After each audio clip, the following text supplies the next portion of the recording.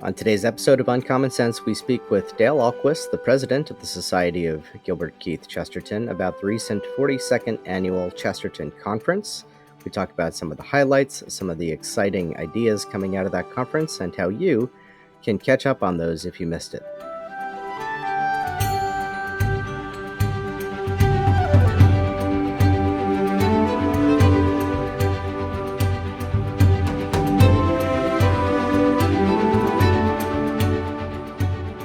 Hello and welcome, viewers and listeners, to Uncommon Sense. My name is Joe Grabowski. I am the VP for Evangelization and Mission here at the Society of G.K. Chesterton, and I am joined, as always, by my wonderful co-host, Gretelyn Darkey. Hi, Gretelyn. Hi there, Joe. And it is our honor today to welcome Dale Ahlquist, the man at the top, the president of the Society, who is, I'm sure, just about catching up on rest from the recent Chesterton conference, the busy week that we had in Minneapolis. How are you, Dale? I'm up and taking solid food again. Thank you, Joe. Great. Well, I'm sure that some of our regular viewers and listeners were able to join us either digitally or in person in Minneapolis for the recent conference, Dale. But for those who maybe did not, why don't you give them a little taste of what they missed? Describe how you found the conference this year. Well, first of all, they missed the best conference ever, and they should know that. And it was just a great event. We were coming into the conference right off the Chesterton Schools Network Summit. So we had just completed an entire conference, and then we had to start another one. And the staff just took a deep breath, and we started over again with a largely completely different group of people, almost 400 from around the country. And the first night was quite exciting, as we had as our keynote speaker Bishop Robert Barron, and our own local Archbishop Bernard Hebda introduced him. So it was kind of nice to have an Archbishop come in and introduce a bishop. And it's what was great was to see the really fine relationship between those two men. People, if you're aware of it, this celebrity bishop was recently appointed to be the ordinary at the diocese just directly south of the Twin Cities in Rochester, Minnesota, and he'll be setting up shop right across the street from the Mayo Clinic and be interacting with people from all over the world there. So it's an assignment that he really likes, but it was interesting to see him just praise Archbishop Hebda as one of the country's great churchmen, and that gave us a really good feeling. And the Archbishop likes us for the work that we're doing, and it really said a lot to have two bishops there. And one of our auxiliary bishops actually said Mass at the Chesterton Schools Network Summit just before us. So Bishop Barron gave just a great talk. He clearly loves Chesterton, a guy who loves Chesterton. And that was wonderful to see. He talked on the book on St. Francis. We were celebrating the 100th anniversary of that book. And I led off by giving a talk also on St. Francis. But the day before the conference, get an email from Bishop Barron's handler saying, the bishop's a little bit worried that you're going to say all the stuff he's going to say because you're speaking before him. And I said, he can rest assured that that won't happen, because I used as my source material what Chesterton said about St. Francis in everything else he wrote, but not using the book at all, and making the case of why Francis was such an important figure to Chesterton throughout his entire life. There was only one line from the book that I used, and sure enough, that was one of the key lines that Bishop Barron was using in his talk. So his fear a little bit came to fruition that he did repeat, but that just stuck at home all the more. It was great, and wonderful atmosphere that first night. So we kicked off very nicely. It was really great to see from afar. I attended digitally, but it was wonderful to see how comfortable Bishop Barron seemed. He just seemed like he was among friends, and that was really heartening. Yeah, it must have been a real letdown for him because after the conference, he had to go speak to tens of thousands of people at World Youth Day, and that could that must have been just a real anticlimactic after being at the Chesterton Mm. conference. Well, I think that first night of the conference really began what became thematic. Not only the conference theme, but just sort of the beautiful synergy between the talks over the weekend. And we get a lot of compliments often from people at the conference how well the themes gel, but we know from behind the scenes how kind of little management and direction we give to our speakers. It's the Holy Spirit really is driving the bus when it comes to accomplishing that beautiful, uh, you know, uh, congealing of ideas together. So that first night I thought was wonderful, and as far as that one line getting repeated, I think Bishop Barron himself quoted, the ancient adage "Repetitio mater studiorum," that repetition's the mother of study, but it also is kind of like reading Chesterton because you come across the same ideas in Illustrated London News articles that come up again, maybe in between heretics and orthodoxy. And how many times have we heard in from different sources the story of the man on the boat who discovers England? And yet, you see it from different sides and different perspectives. And so, while it is repetitious, it's never repetitive, right? That's a great way of putting it. Yeah, I've attended every conference except one since 1990, and every one that I've ever attended, I've always walk away amazed at how few times they even use the same quotation. All the different speakers, it's very seldom that they even quote the same line because Chesterton is so rich, has so much material, and yet it complements each other. And yeah, I will give a lot of credit to the Holy Spirit, but it also speaks to Chesterton's largeness and his comprehensiveness. That here's a guy who wrote so much that you can make an entire weekend conference out of just his material and not be repetitious or repetitive. You're talking, Yeah, the themes come out, but the same lines don't. It's incredible. yeah, and Truly Catholic mind. Yeah. Yeah. indeed. And I think on touching on the Catholic point, we all have that baptismal configuration and identity to prophecy, to be priests, prophets, and kings. And I think the one line that did get repeated the most, or I heard it come up in the most number of talks, was the line from the book that when sex ceases to be a servant, it becomes a tyrant.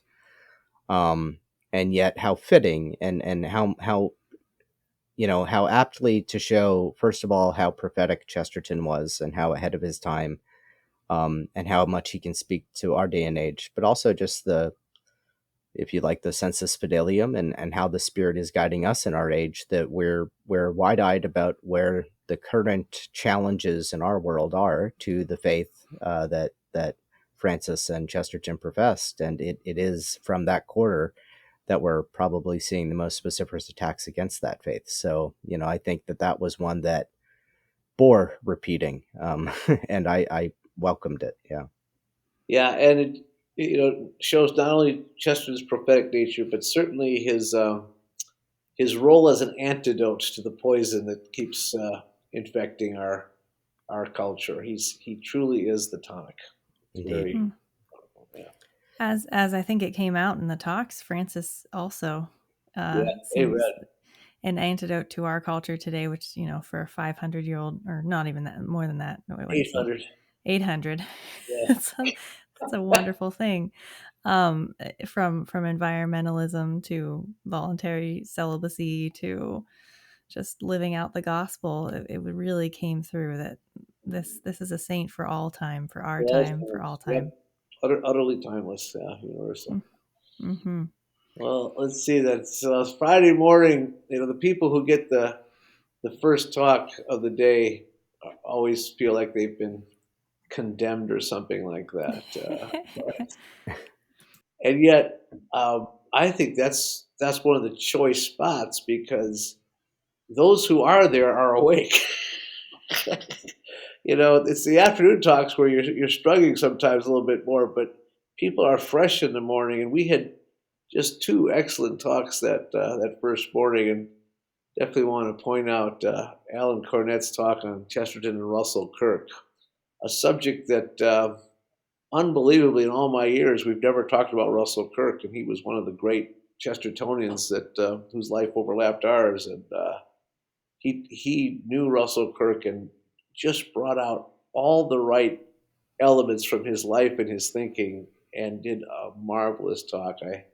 I hope that those who didn't attend the conference will take advantage of hearing that one when we make it available.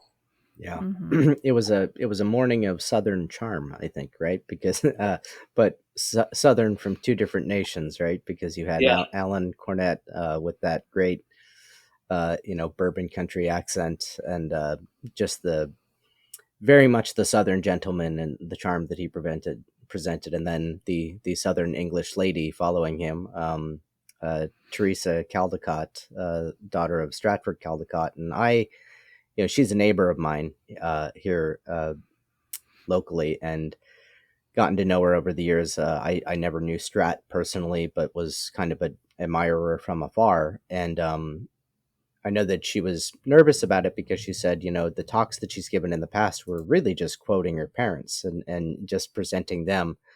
Um, but I thought it was very personal, personable, and really a fitting testament to another giant. So it was a great morning of uh, two giant Chestertonians from our own lifetimes who need to be revisited in their own right. absolutely. Yeah, And then, truly. And, if you missed it, listen just for her accent. It was yeah, wonderful. My yeah, husband walked in and said, "Is this Downton Abbey?" Yeah.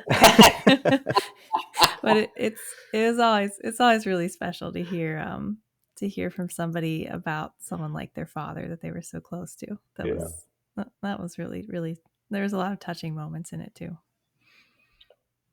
And then the first talk of the afternoon was one I consider one of the great highlights of not only the conference but just of the work of the Chesterton Society over the years. As Geir Hostes, another fun accent, came in from Norway and talked about this monumental achievement of the Chesterton bibliography that he's been working on for more than 30 years, and I've known about it and worked with him for most of that time.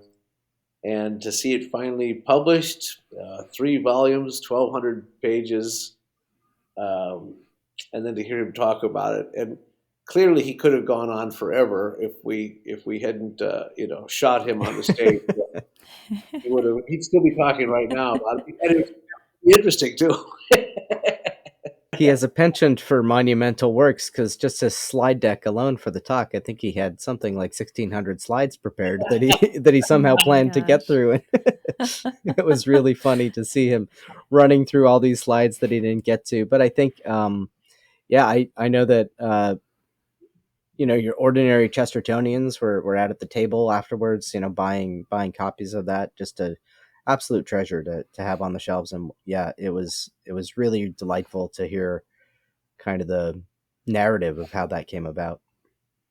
Yeah, And and for those in who such a just in such an entertaining way. I mean, it shows how little I know gear that I was expecting some kind of dry Oh, talk, and it was one of my favorites. uh, oh, it's so funny. But some other folks said to me, I never could have believed that a talk about a bibliography could be that entertaining. exactly. It was great. My 5-year-old was in the room for the polar bear joke, and he completely lost it. He thought that was hilarious. So, and if you want to hear that joke, you can listen, or you can listen to the talks if you have access, or you can wait and we'll Well, maybe release and them. But yeah, we clearly have to have Gear back again because we know he has more material. We saw the slides that we didn't see. indeed. hmm But it makes you step back in astonishment at. at Chesterton's accomplishment. As Gear and I were talking, we said, here we are talking about, between the two of us, we probably have read more Chesterton than anybody else, and yet all we've done is read it. He wrote it. He wrote all that stuff, and that just boggles the mind of what he was able to create and spin out, and all of it, somehow connected to a great truth, and always presented with wit and warmth. So we got ourselves a good one. Just think, if we were the Jane Austen Society, how many novels? 5 novels? We have to keep discussing 5 novels. Yeah, we'd be done by now. Yeah, I love Jane Austen, but we'd be done. yeah, at a certain point. Yeah, I don't know. I mean, who knows? Chesterton probably wrote as much about Jane Austen as Jane Austen wrote, right? Yeah. So It's true. if you were to cite all the sources, yeah, I was taken aback by the presentation of just the internationality of Chesterton, not only in microcosm by having Gear there, this Norwegian who somehow took the mantle of becoming his most extensive bibliographer, but also early on in the talk, he gave those statistics of where Chesterton is read and how many translations, and it was surprisingly Russia that is the country most widely reading Chesterton, which in just Europe, goes to show. Europe. Yeah, that was a shock. Surprisingly Really, and hopefully, yeah. Yeah, very hopeful. Yeah. That was good. Let's see now. What was the second talk that afternoon, Joe? So after that, we did the little panel with the kind of localist theme from Steubenville. And I think that was more of an appetite whetter than anything. We didn't go into too much depth, but I think that fittingly for a talk about localism, it was kind of just an invitation of come and see, to come and see what a local community can do when they decide to reprioritize their lives and their business ventures and really everything to make it about community and about staying true to what the church holds out as social ideals. And I think those are guys that I look forward to having a continuing relationship with on behalf of the society. And Jacob Imam in particular, there on stage, that was an appetite whetter for people. If you go back and watch that panel discussion, you'll see that he's just a really deep and thorough thinker and producing some great output out of New Polity, his think tank in Steubenville. And I recommend people looking into that if you're interested in going a little more in depth into the conversation about kind of the Catholic turn in economics. Mm-hmm. And then he's also involved in starting the St. Joseph the Worker, or I guess it's a college, for teaching trades. And we've been noticing that with our Chesterton Academy graduates, a larger percentage of them not wanting to go on to a liberal arts education because they really had that at Chesterton Academy, and they're ready to go to work, but they want to learn a skill and learn a trade. And to see someone like Jacob Iman, meeting that need with creating that school, very exciting. And creating it in a space that's just very supportive of men who want to retain their morals and do work for God. And it was really encouraging to hear basically from all those panelists that's kind of what they're fostering, is this community, in particular for men, which is very encouraging, because I think it can be hard for men to find that camaraderie. I don't know, speaking as the woman here in the room, but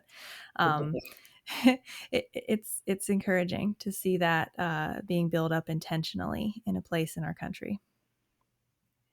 Yeah. And my only problem is that it was really hard to find those cigars at the Afterglow. I just kept asking, has anybody got one of those cigars? And everybody was squirreling them away. Yeah, well, yeah, they had quite a selection with them. One got put into my pocket at one point that I ended up enjoying, and I think it was they had brought it kind of special from their case for me, so it was probably the most expensive cigar I've ever smoked, which because I don't splurge on myself that way, but I'll gladly accept gifts. But yeah, I was intrigued to see how that talk kind of the most recent issue of Gilbert that will hopefully have hit people's mailboxes while just right after the conference was on kind of Chesterton and automation, AI, robots.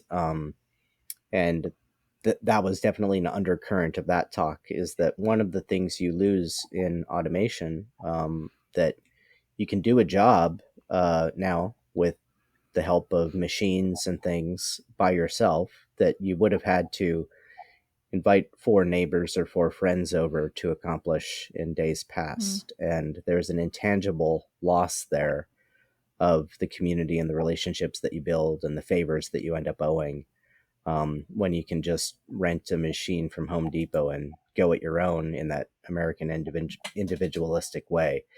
And so it's something I think Chesterton calls us to remedy, and they're actively calling us to remedy there in Steubenville, too. Yeah, yeah, indeed. And of course, we will be reporting on the conference in the following issue, which will be coming out that's the September-October issue. That's right. So if you don't get Gilbert, you know that's another thing that you're missing that you have to subscribe to.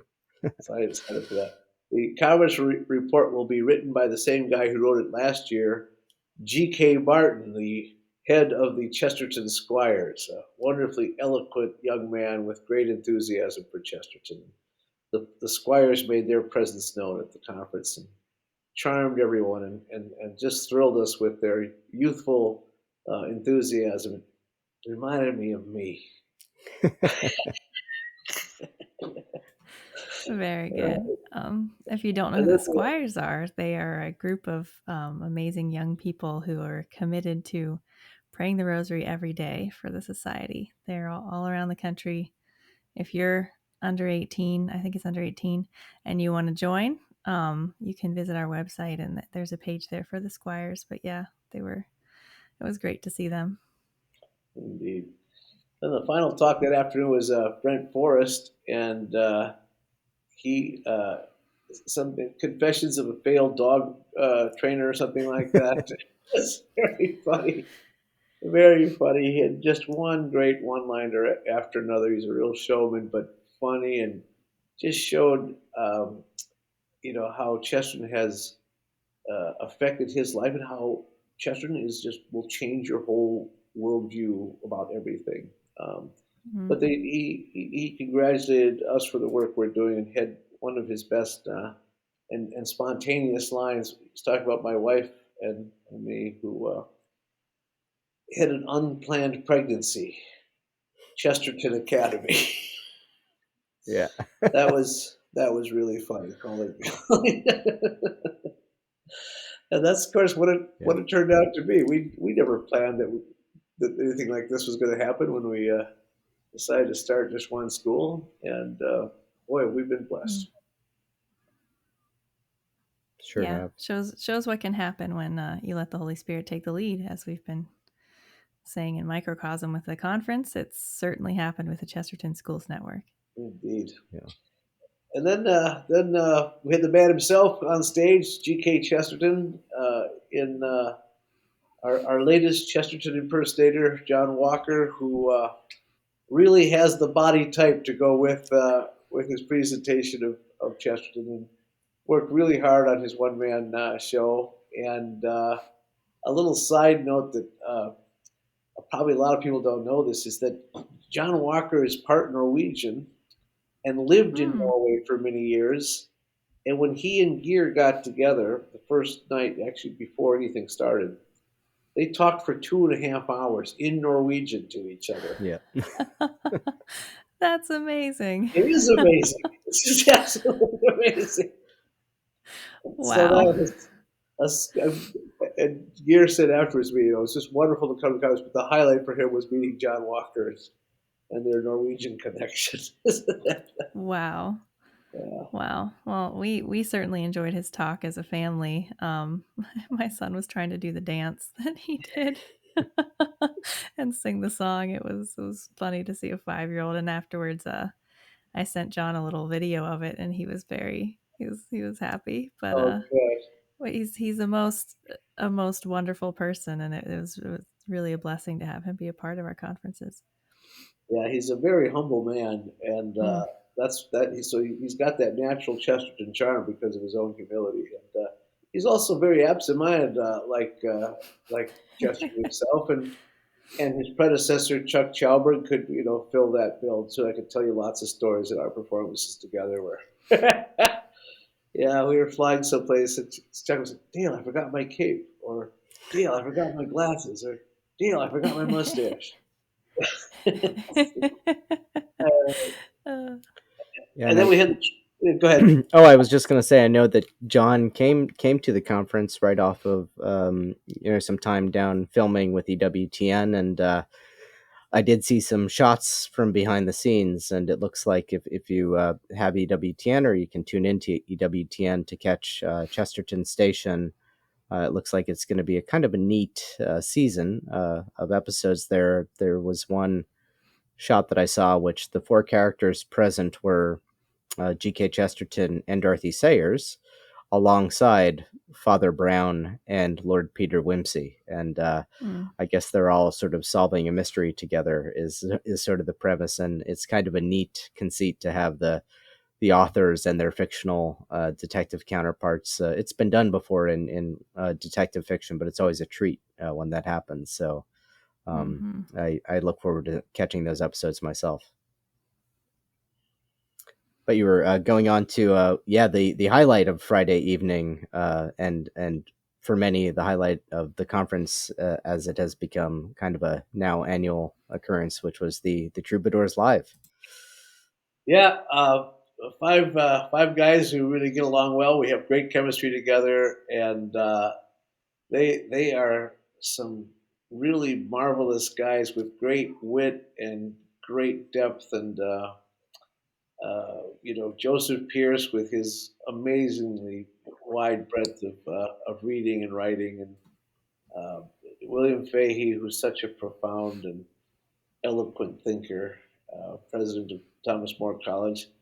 Uh, Chris Check, president of Catholic Answers, who's such a great Catholic historian and great, of course, defender of the faith. And then the sleeper, the least known of the bunch, who's just so marvelous, Daniel Kerr, who started this all boys boarding school, Catholic school, in a rural setting in Kansas. And um, just has created a marvelous piece of culture there to fight the world where his boys not only read the great books, but they learn how to milk cows and slaughter hogs. So, and we all did poetry. We all took a different poem to read and talk about. I think everyone who watches that will enjoy it. There were just great variety of poems that we presented. So, mm, Mm-hmm. hmm and nothing better than watching men read poetry, right, Gretelin? Oh yeah, not enough of that in the world, truly. Right. There's not enough of men reading poetry. hmm Well, it sent me back to a reading project that I started last year, and I got only so far into it. But it was Joe Pierce who read an excerpt from The Wreck of the Deutschland, by Gerard Manley Hopkins, and I can't necessarily recommend this book because, as I said, I only started it and then had abandoned it, but I'm back into reading it now, and I am enjoying it. It's a book by the Catholic novelist Ron Hansen, who you might know from his most famous book was Mariette in Ecstasy, but he also wrote one that got turned into a movie that I'm just not coming up with. Oh, the assassination of Robert Ford by of Jesse James by the coward Robert Ford. Oh yeah, Mm. okay. But anyway, Ron Hansen wrote this book called Exiles, which is sort of a quasi historical fictional novel about Hopkins learning about the wreck of the Deutschland, and then kind of with flashbacks to the lives of the sisters. It's very interesting. So if you're interested in learning more about that historical event and the poem interspersed with the poem, it's Well, I'll bet. so far I think it's recommendable. So Mm, cool. um, But carrying on from the Troubadours, I mean, the two of them led us off the next morning with great talks, Joseph Pierce and Yes. Dan Kerr. Yep, absolutely.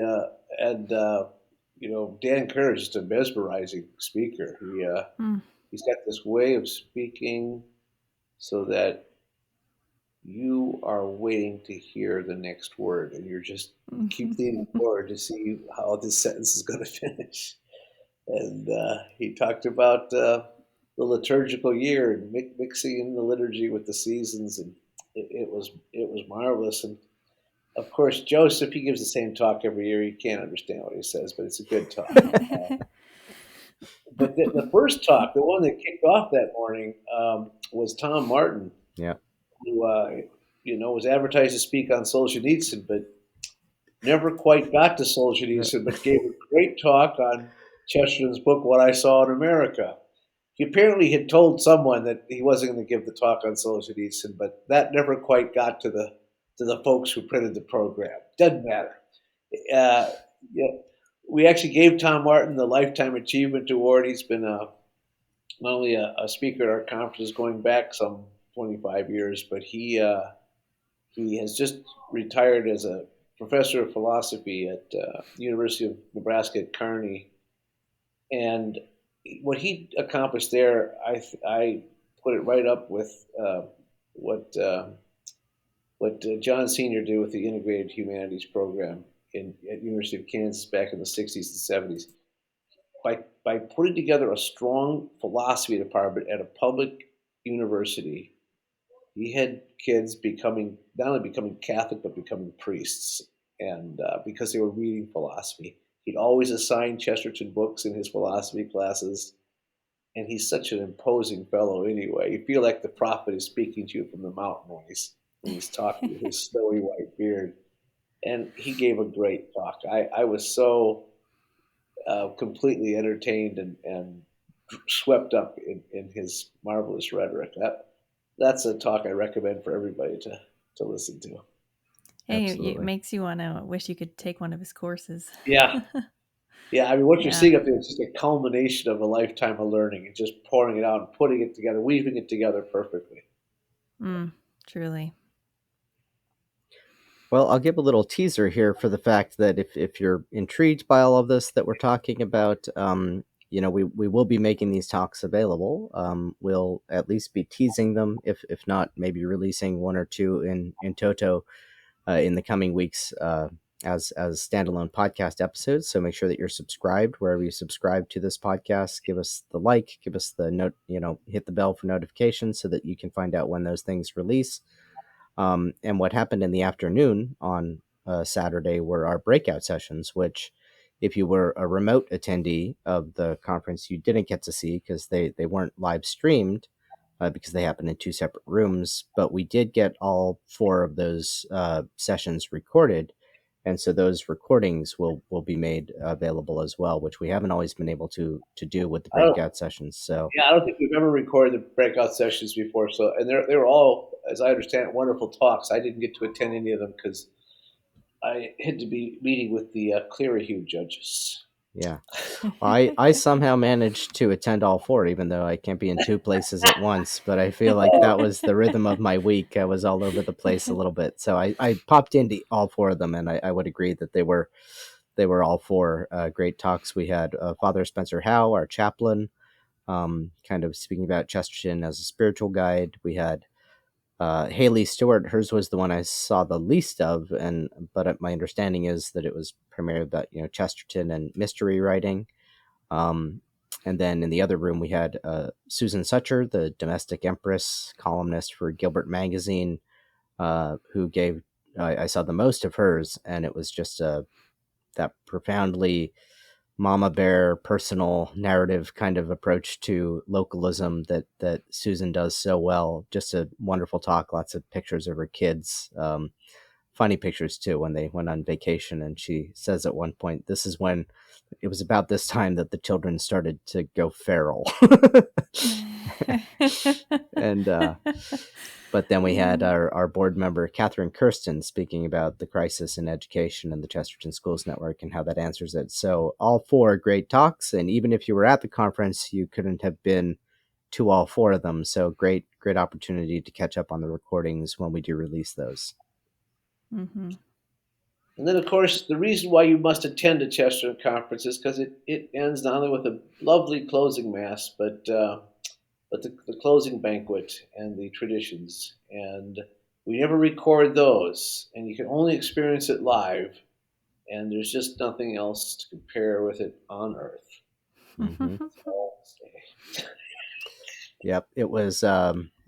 It really was this year in whole. Looking at the whole of the conference, we began, as you said, Dale, with the two bishops. One of the things I think a lot of people commented on was just being sort of a very felt presence of clergy, and I know a couple of the priests who were there present. I hardly saw the one priest without a purple stole over his neck because he was just constantly being pulled aside and availing himself to hear confessions. And it was just beautiful to see so many people taking advantage of the opportunity for the sacraments. It was, I think, this year more than any other year, truly kind of a retreat as much as a conference. I agree. Yeah. We did have a Franciscan there this year too, which was pretty special from what I heard. So Yeah, I think we made a new lifelong friend with Father Larry, who came from Santa Barbara, where he serves at the mission there, and he says, I'm coming back every year. He was a delightful presence at the conference. It was great having a Franciscan at the St. Francis conference, of course. And to have him say he wanted to come back. Yeah. He must have done something right.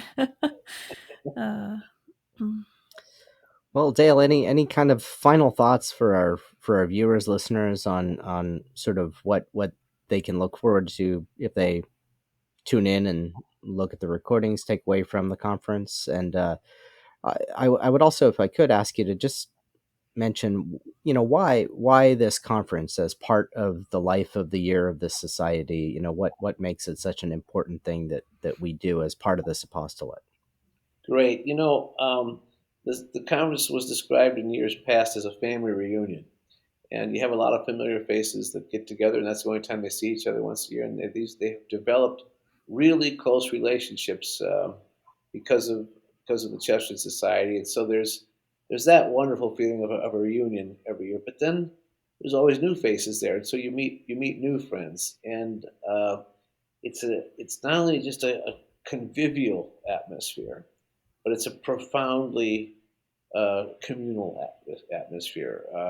People have great one-to-one discussions there, as well as, of course, the very absorbing talks. So it's always been an intellectually stimulating event, but a spiritually uplifting event. And the very thing that we talk about when we talk about the schools is how Chesterton academies are joyful. Well, Chesterton Conference is always a very joyful event. And people always leave with a very tired smile on their face because they have been used up as with having such a good time. It's really a joyful atmosphere.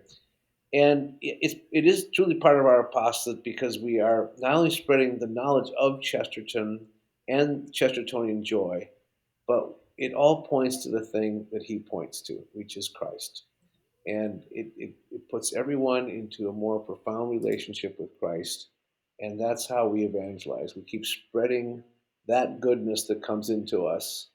And that's the work we do the rest of the year. And then we come in once a year for the recharge of the batteries.